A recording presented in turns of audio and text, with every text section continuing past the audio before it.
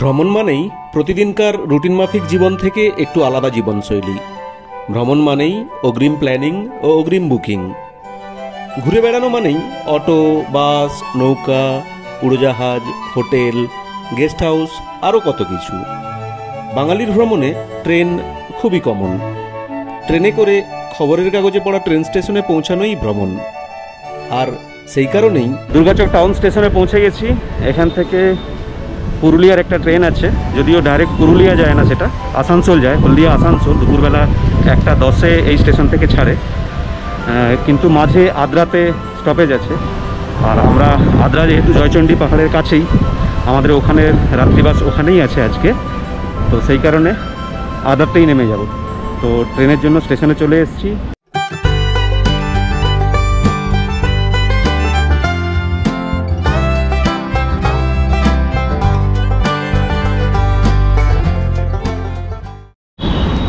হলদিয়া আসানসোল যে ট্রেনটা ছাড়ে সেটা একদম হলদিয়া থেকে ছাড়ে, লাস্ট স্টপেজ হলদিয়া, তারপরের স্টপেজই হলদিয়া টাউন।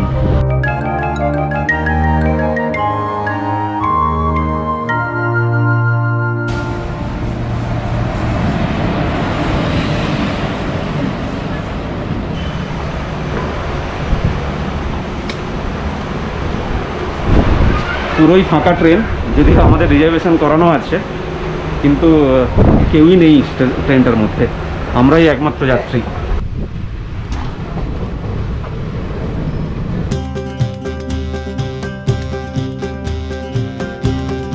এমন ফাঁকা ট্রেনের কামরা আগে কখনো দেখিনি। এবারের পুরুলিয়া ট্যুরে আমার সঙ্গে সামিল হয়েছে আমাদের পরিবারের আরও 5 জন।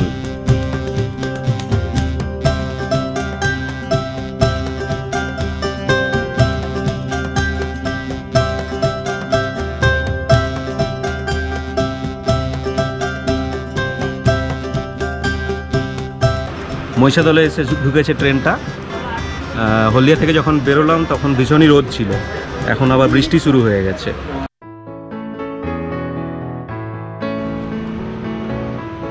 পূর্ব মেদিনীপুরের বিস্তীর্ণ এলাকা জুড়ে এখনও গ্রাম, ধুধু প্রান্তর, মাঠ, সবুজ চারিদিকে। তারপর বর্ষাকাল হওয়ার জন্য চারিদিকের পরিবেশটা যেন আরও সবুজ হয়ে উঠেছে।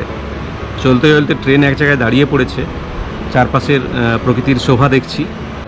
জুলাই মাসে বেড়াতে বের হয়েছি, তো বৃষ্টিটা তো পাবই, যে কোনো সময় বৃষ্টি আসবে, আবার বিভিন্ন সময়ে রোদও থাকবে, এই নিয়েই আমাদের ভ্রমণ হচ্ছে।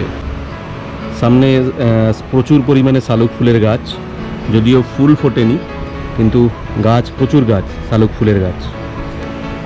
পাঁশকুড়া থেকে হলদিয়া সিঙ্গেল রুট হওয়ার জন্য এখানে ট্রেন প্রায়শই দাঁড়িয়ে যায় বিভিন্ন জায়গায় অন্য ট্রেনকে পাস দেওয়ার জন্য। যদিও এই সময় লোকাল ট্রেন চলছে না লকডাউনের জন্য, কিন্তু যেগুলো যারা ডিউটিতে যাচ্ছে তাদের জন্য স্পেশাল ট্রেন রয়েছে, সেই ট্রেনগুলো যাতায়াত করে এই রুটে। তো যখনই কোনো ট্রেন আসা যাওয়া করে তখন একটা ট্রেনকে দাঁড় করিয়ে কোনো স্টেশনের কাছাকাছি, যেখানে ডাবল রুট আছে, ওখানে দাঁড় করিয়ে সেই ট্রেনটাকে পাস করিয়ে আবার এই ট্রেনটাকে ছাড়া হয়। সেই জন্য এই ট্রেন জার্নিতে অনেকবারই বিভিন্ন জায়গায় দাঁড়িয়ে যাবে ট্রেনটা।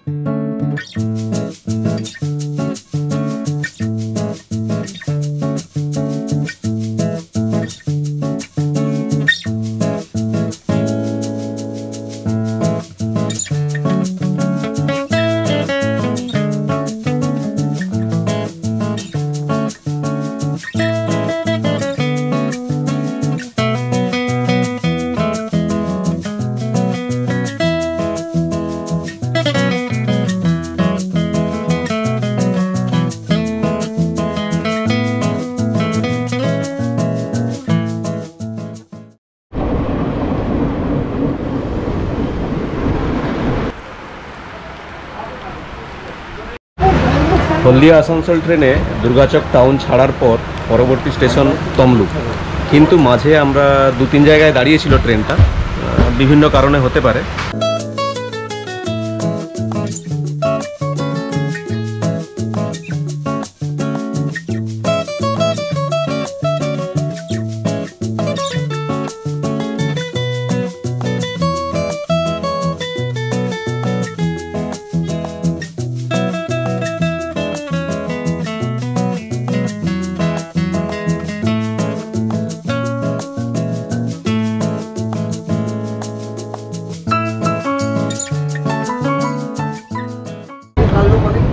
হলদিয়া আসানসোল ট্রেনটা অনেকগুলো ডিস্ট্রিক্ট ক্রস করে যায়। প্রথম এটা শুরু হয় হলদিয়া থেকে, যেটা পূর্ব মেদিনীপুরে আছে, এবং এই পাঁশকুড়া স্টেশনটা হলো পূর্ব মেদিনীপুরের শেষ স্টেশন।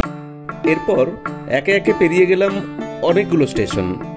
পশ্চিম মেদিনীপুর জেলার খড়গপুর, মেদিনীপুর, শালবনী, চন্দ্রকোনা রোড, গড়বেতা, তারপর বাঁকুড়া জেলার বিষ্ণুপুর, অন্ডাগ্রাম, বাঁকুড়া ও ছাতনা।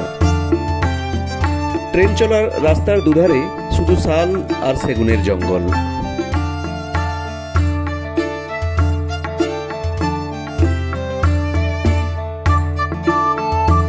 মাত্র 4.5 ঘন্টা জার্নির পর পৌঁছে গেলাম পুরুলিয়া জেলার আদ্রায়।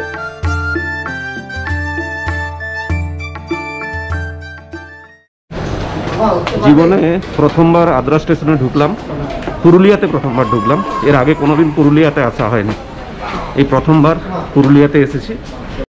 সন্ধে অলরেডি 6টা বেজে গেছে। এরপর আমাদের অলরেডি বুকিং আছে জয়চণ্ডী পাহাড়ের কাছে ওয়েস্ট বেঙ্গলের ইউথ হোস্টেল। তো এখান থেকে কি পাওয়া যায় দেখি, সেটা চড়ে। আদ্রা স্টেশন থেকে একটা টোটো পেয়ে গেছি, 150 টাকা ভাড়া। আমাদেরকে গভর্নমেন্টের ইউথ হোস্টেল পর্যন্ত পৌঁছাতে হয়। তো অলরেডি বেরিয়ে পড়েছি, ওই দিকেই যাচ্ছি।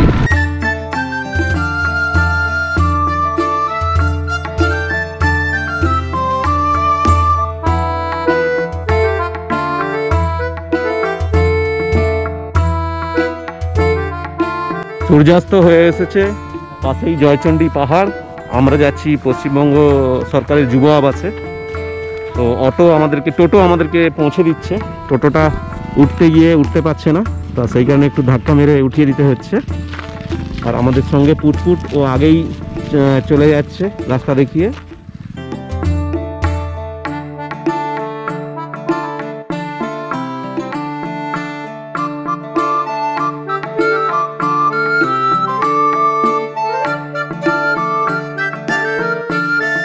যুব আবাসের কাছে পৌঁছে গেছি, একদম পাহাড়ের তলদেশে। কি দারুণ লাগছে, মানে একদম পাহাড়ের নিচেই যেন এই বিল্ডিংটা তৈরি হয়েছে।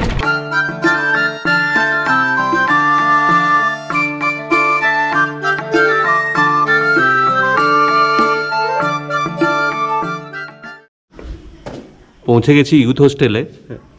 একদম শান্ত, খুব একটা বেশি গেস্ট এখানে নেই।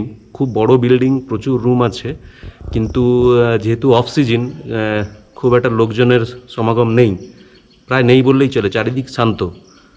আমাদের 2টো রুম বুকিং ছিল, তো 2টো রুম ঢুকে গেছি আমরা। আর চারপাশের পরিবেশটা আপনাদেরকে দেখাচ্ছি, সত্যি কত সুন্দর। একদম পাহাড়ের প্রায় তলদেশেই আছি বলতে গেলে।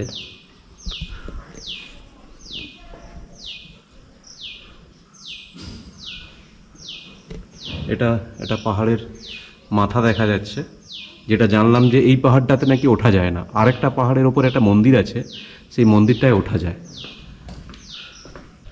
আমার পেছনে যে বিল্ডিংটা দেখতে পাচ্ছেন, এটাই পশ্চিমবঙ্গ সরকারের যুব আবাস, জয়চণ্ডী পাহাড় যুব আবাস। এখানেই এসে উঠলাম।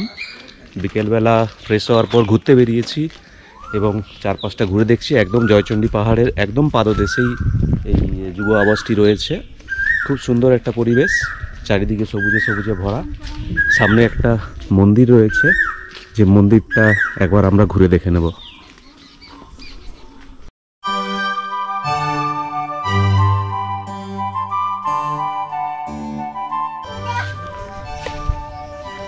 একদম পাহাড়ের তলদেশে শান্ত স্নিগ্ধ একটা পরিবেশে একটা ছোট মন্দির, ভীষণই নিস্তব্ধতা। খুবই ভালো লাগছে এই জায়গাটা এসে।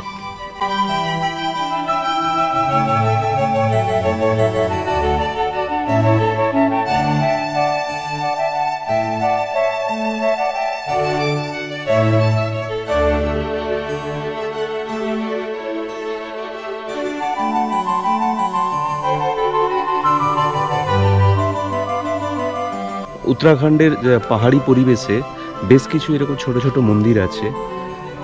খুব কম লোকজনই জানে সেই সব মন্দিরগুলোর কথা, কিন্তু এত সুন্দর শান্ত পরিবেশে সেই মন্দিরগুলো আছে, গেলেও একটা ভেতর থেকে একটা যেন পবিত্রতা জেগে ওঠে মনের মধ্যে। আজকের মতো এখানেই শেষ করলাম।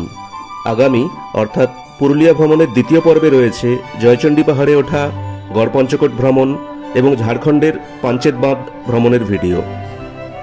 যদি ভিডিওটি ভালো লেগে থাকে তাহলে সাবস্ক্রাইব করে বেল আইকনটি প্রেস করে দেবেন আমার নতুন নতুন ভিডিও আপডেটের জন্য।